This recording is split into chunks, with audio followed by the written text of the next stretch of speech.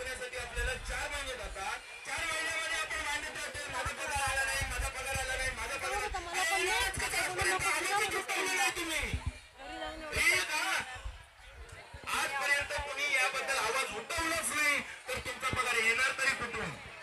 कोणी आज आपण या कंपनीला वर्षभर पूर्ण 12 महिन्याचं मानधन आपल्या ग्रामपंचायत मधून दिलं जातं.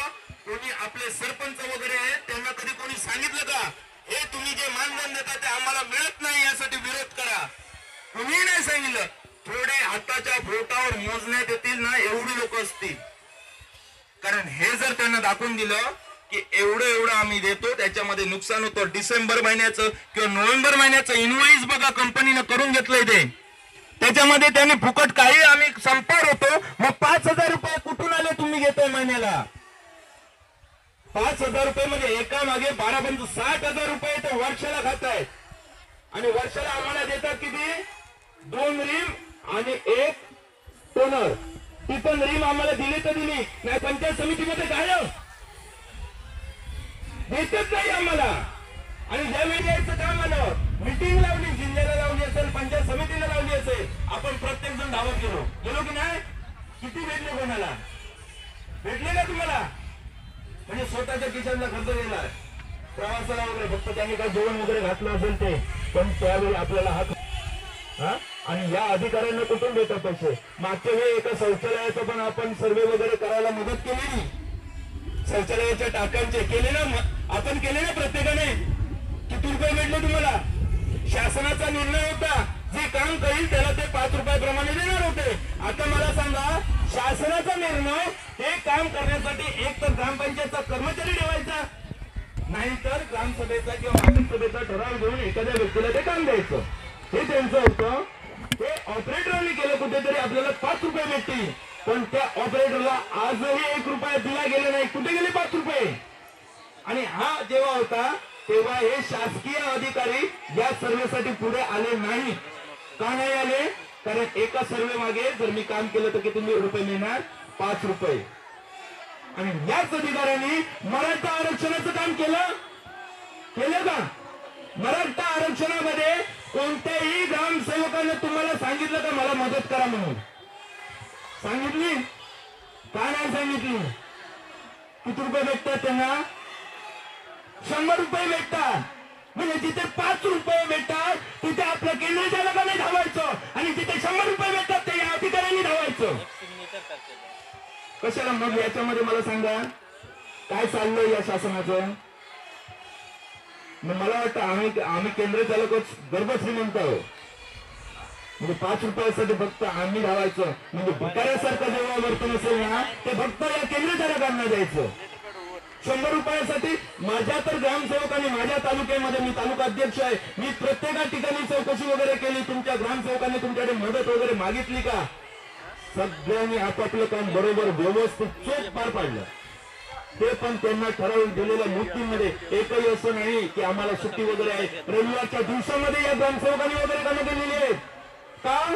तर हे 100 रुपये वगैरे भेटणार म्हणून, आणि 5 रुपये आपल्याला भेटत नाही म्हणून अजूनही जाग घेतलेली नाही. हेच अधिकारी आपल्याला विचारत नाही, कुत्र विचारत नाही केंद्र चालकाला ग्रामपंचायत मध्ये. कारण का सांगतो, जेव्हा 3 वर्षापूर्वी माझा 4 वर्षाचा पुतण्या होता, माझी ग्रामपंचायत आणि माझी शाळा गेटचे अंतर एवढं आहे, त्या माझ्या पुतण्याला 7 चावला. सकाळची 10 वाजलेले आणि त्या ठिकाणी आमचे पंचायत समितीचे अधिकारी आलेले.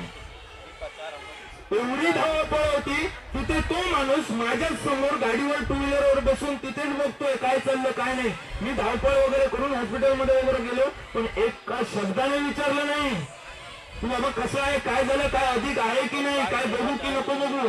तिथे आमचा कर्मचारी होता जो 7-8 हजार रुपये पगार घेतो ना, तो कर्मचारी धावत माझ्यासाठी आला. आमच्या इथे सिंधुदुर्गामध्ये कोणतीही सुविधा नाही, गोव्याला नाही चाललं ना, गोव्यापर्यंत धावत आला. पण तुम्हाला सांगतो, माझ्या पुतण्याला बरं होऊन जरी मी आणलं ना, पंचायत समितीमध्ये 2 वेळा मिटिंग झाल्या 8 दिवसामध्ये, त्या मिटिंगलाही हजर होतो, पण त्या अधिकाऱ्याने एकदाही विचारलं नाही बाबा तो बाळ कसा आहे म्हणून. माझ्या इथे समोर बसला तो व्यक्ती, पण विचारायला तयार नाही. त्याच व्यक्तीने त्या समोर त्याच तालुक्यामध्ये सभा ज्यावेळी घेतली त्यावेळी आम्ही त्यांना विचारलेलं आमचं पेमेंटचं काय. तेव्हा काय सांगितलं, जेव्हा कामं करायची असतात यांना ना, आम्हाला काम आमच्याकडून कामं करून घ्यायची असतात, तेव्हा तो सहाय्यक व्हिडिओ होते, मालवण तालुक्यातील सहाय्यक व्हिडिओ होते.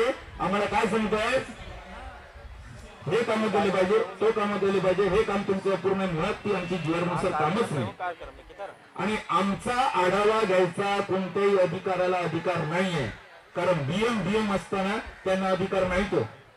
कारण आम्हाला तालुक्यामध्ये कोण विचारू शकतो, बीएम विचारू शकतो. कसं आहे, बरोबर ना, की माझा गैरसमज आहे, आपल्या सीएससी मधून ट्रान्झॅक्शन वगैरे आहे, त्याचा आढावा वगैरे कोणी घेतला पाहिजे, तालुक्याला बीएमने घेतला पाहिजे. तालुक्याला बीएम घेणार, बीएम झाल्याच्या नंतर 10 चालणी टीम 10 वाजता बीएम घेणार आणि 1:30 वाजता येऊन व्हिडिओ घेणार. कशाला? आणि तेच व्हिडिओ म्हणतात हे कामं झाले नाही, ते कामं झाले नाही. जेव्हा सांगितलं आम्हाला पगार भेटला नाही, त्यावेळी सांगतात ते तुमची कंपनी जाणू और तुम जाणू. काय सांगितलं साहेबांनी? सरळ सांगितलं, माझ्या तालुक्याची मीटिंग होती, त्यामध्ये सांगितलं तुम जाणू और तुम्हाला कंपनी जाणू. मी सांगितलं तुमची कामं आणि तुम्ही काय ते बघून घ्या, आम्हाला जमणार नाही. तुम्हाला 60,000 65,000 रुपये पगार आहे साहेब, मधलं 10 महिने पगार झाला नाहीये. एका महिन्यात तुमचा पगार द्या, 10 महिने तुम्हाला विचारत नाही मी कामासाठी. एक शब्द बोलला नाही साहेब. विचार करा, हे साहेब जिथे 4 पैसे अधिक देतात ना, त्यावेळी ऑपरेटरला काही सांगत नाही. पण ज्यावेळी 2 रुपये 5 रुपयाची गोष्ट आहे ना, त्यावेळी आपल्याला ना कुठल्या हातांना हे काम करा, ते काम करा, एवढ्या दिवसामध्ये झालं पाहिजे, एवढ्या वेळेमध्ये झालं पाहिजे, पण कधी ते काम करण्यासाठी स्वतः पुढाकार घेणार नाही. ही सद्यस्थिती आहे. आणि सध्या आपण राहिलोय ना, त्याच्यामध्ये बऱ्यापैकी केंद्र चालकांची चूक आहे. कारण केंद्र चालक बोलत नाही, केंद्र चालक बोलला पाहिजे. जोपर्यंत तुम्ही बोलत नाही तोपर्यंत ते थांबणार नाही. आज पीडीआय साठी पण ते करतायत. आज पीडीआयचं जेव्हा मार्गदर्शन वगैरे झालेलं, त्यावेळी त्या मार्गदर्शनामध्ये मला सांगितलं होतं की हे काम तुम्ही ग्रामपंचायत मधील क्लार्क किंवा ऑपरेटर यांच्याकडून घेऊन करायचं आहे. आता बरेच जण आंदोलनामध्ये आहेत, पण बऱ्याच जणांनी आम्हाला काम तुम्हीच करून घ्यायचं. का घ्यायचं? क्लार्क आहेत ना. पण नाही, पण आपण गुपचूपपणे करणार. मागच्या आंदोलनामध्ये गुपचूप मध्ये कामं केली. कोणाला तोटा आला? आपल्याला ना.